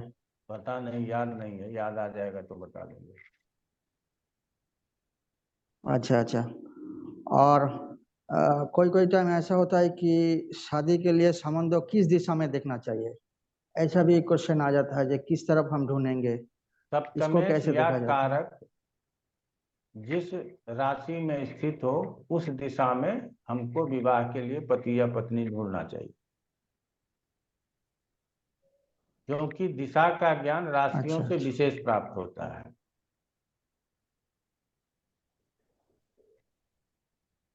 अच्छा प्रवीण अच्छा। उमरानिया जी।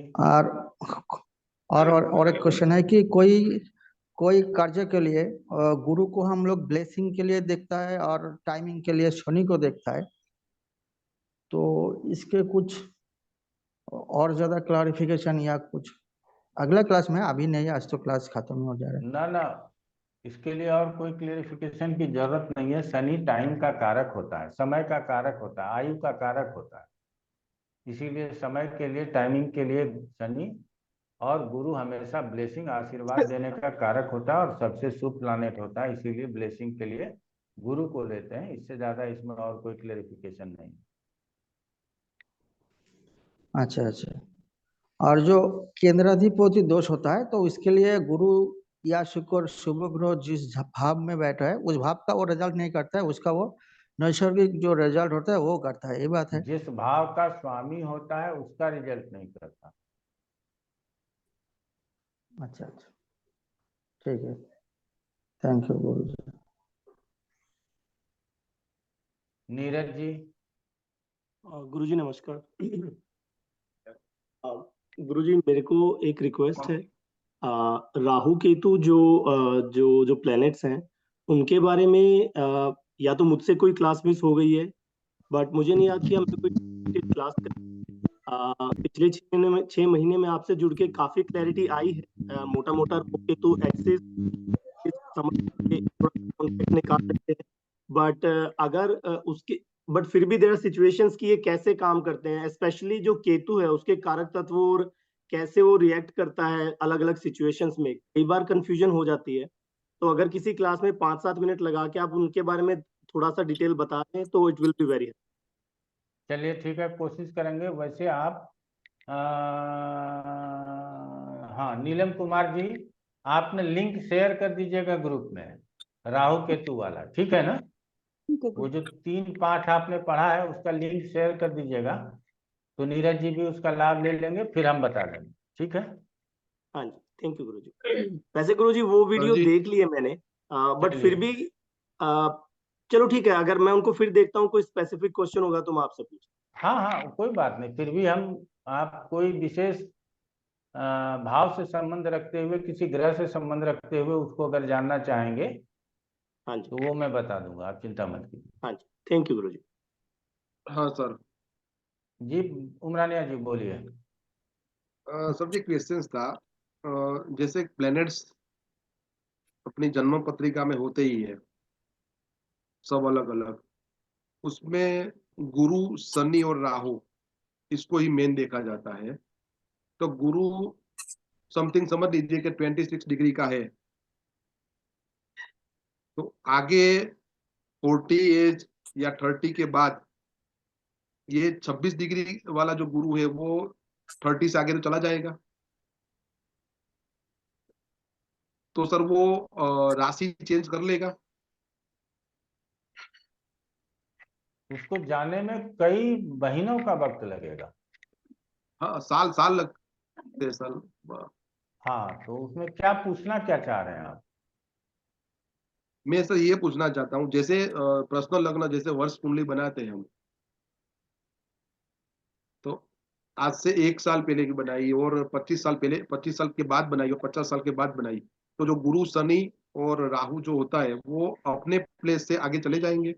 बिल्कुल चले जाएंगे, कोई दिक्कत नहीं है, वर्ष कुंडली में जाता ही जाता है, हर साल गुरु आगे बढ़ता है। हाँ तो उसी हिसाब से उसका फल करना चाहिए सर। नहीं, वर्ष कुंडली अलग है और ये जो पराशर अलग है, दोनों का फल कहने का तरीका अलग है। तो सर नहीं तो लपेट लपाट के इसी में पढ़ा करके छुट्टी नहीं कर देते आपको। इसीलिए लोग जो हम, अगर आप लोगों को लगता है कि हम जो अलग अलग विषय रखे हुए हैं वो हमारी मजबूरी है, अगर सबको लपेट के हम एक ही साथ पढ़ा दें तो जीवन में आप नहीं सीख पाएंगे।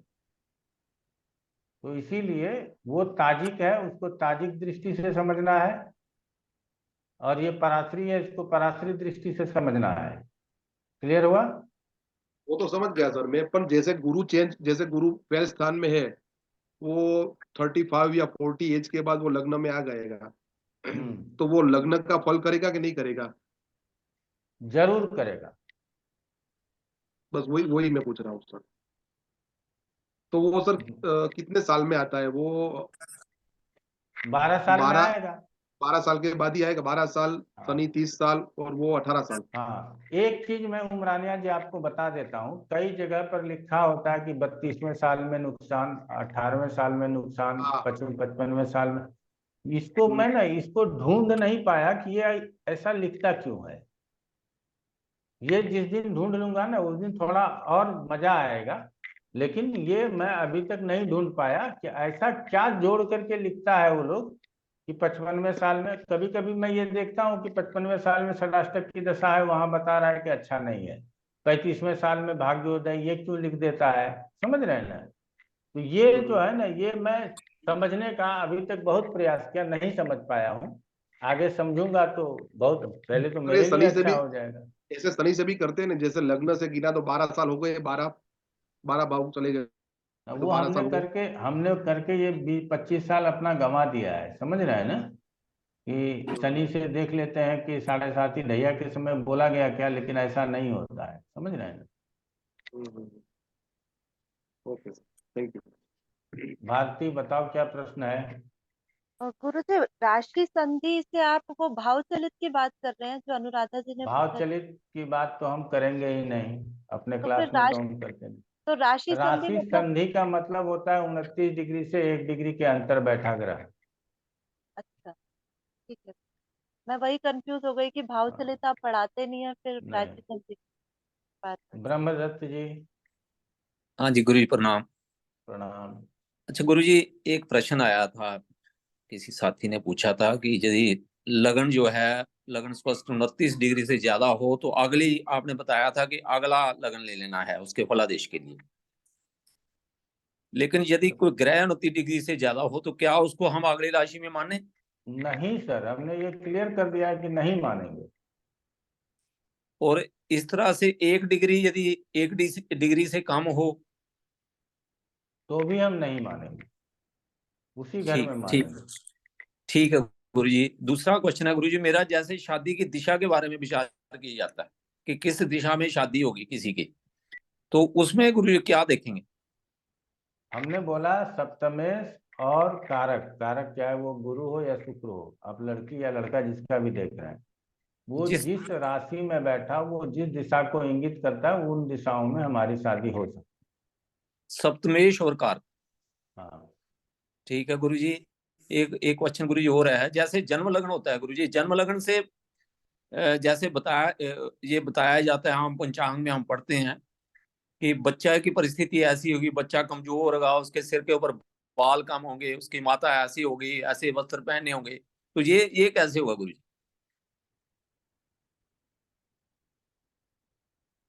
ये बताया जाता है, लेकिन इसकी बहुत व्याख्या नहीं है, इसीलिए हम इसको नहीं बता पाएंगे। ठीक ठीक ठीक है गुरु जी। एक क्वेश्चन मेरा पहले था, वो मैं दोबारा रिपीट कर रहा हूँ, माफी चाहूंगा मैं, तो मैं डायरेक्ट पूछता हूँ, उसका डायरेक्ट आपका जवाब आता है, लेकिन वो एक्सप्लेनेशन उसका हो नहीं पाता। तो मैं पूछ रहा था, जैसे मैंने किसी की कुंडली आई थी, मैंने पूछा था कि मेष लग्न में अष्टम में शुक्र चंद्रमा बैठे हुए हैं और शुक्र की दशा चल रही है, शुक्र अंतर शनि और प्रत्यंतर चल रहा है केतु का, और द्वितीय और सप्तम स्थान का मालक है शुक्र। तो आपने बताया था कि ठीक है वो प्रबल मार्केश होगा और चंद्रमा जो है वो भी मार्केश होगा। तो गुरु जी इसका क्या प्रभाव रहेगा, शुक्र का क्या प्रभाव रहेगा? अब महादशा किसका, अंतरदशा किसका है, पत्रिका लगवा लीजिएगा अगले क्लास में, क्या दिक्कत है। ठीक है गुरु देख जी। लेंगे। एक क्वेश्चन और भी था गुरु जी, फिर वो भी अगली पे रखूंगा, अगली क्लास में। बोलिए बोलिए। उसमें वृश्चिक लग्न की कोई पत्रिका थी गुरु जी, उसमें मिथुन में अष्टम में शुक्र मंगल और गुरु जी बैठे हुए थे, और वहां भी गुरु अंतर शुक्र अंतर गुरु की दशा चल रही थी, और मैंने आपसे पूछा था कि उसको भी हम मार्केज कहेंगे, मार्केज सीधा, तो आपने कहा था कि हाँ हम मान सकते हैं। तो गुरु जी इसका कैसा प्रभाव हुआ, क्योंकि मान गुरु तो इसलिए शुभ सकते ग्रह हैं, है। मान इसलिए सकते हैं क्योंकि दोनों अष्टम स्थान में बैठे हैं, और चूंकि शुक्र और गुरु दोनों ही बेनिफिक प्लैनेट्स हैं, शुभ ग्रह हैं, इसीलिए उससे प्रबल मारक का उम्मीद नहीं रखते हैं, ये मैंने कहा। लेकिन गुरु जी उसके साथ षष्ठेश बैठा हुआ है मंगल, हम समझ गए लग्नेश और बात को, षष्ठेश। हम वो बात समझ गए, लेकिन फिर भी आखिर थोड़ा उम्मीद तो गुरु शुक्र से ही होगा ना, और किससे होगा, समझ रहे हैं। ठीक है, तो गुरु जी इसमें क्या क्या करना होगा, क्या करना चाहिए, थोड़ा सा आप इसमें थोड़ा बता। उस समय चैलेंज हो सकता है कोई चोट चपेट छोटा मोटा लग जाए, समझ रहे हैं ना, हो सकता है कि कहीं आपका कोई पैसा फंस जाए, क्योंकि ये धन का सप्तम होता है, तो इस तरह का रिजल्ट दे सकता है। नहीं, ये किसी बच्चे की पत्रिका है गुरु जी, कोई 18 तो 20 लगवा वर्ष का लीजिएगा, बच्चे की पत्रिका है तो लगवा लीजिएगा, तब ज्यादा क्लियर होगा ऐसे। ठीक है गुरु जी, फिर अगली बार यही लाऊं मैं आपके बिल्कुल पास, यदि आपकी आज्ञा हो। बिल्कुल। जी ठीक ठीक है गुरु जी, प्रवीण उमरानिया जी बताइए। प्रणाम गुरु जी। प्रणाम।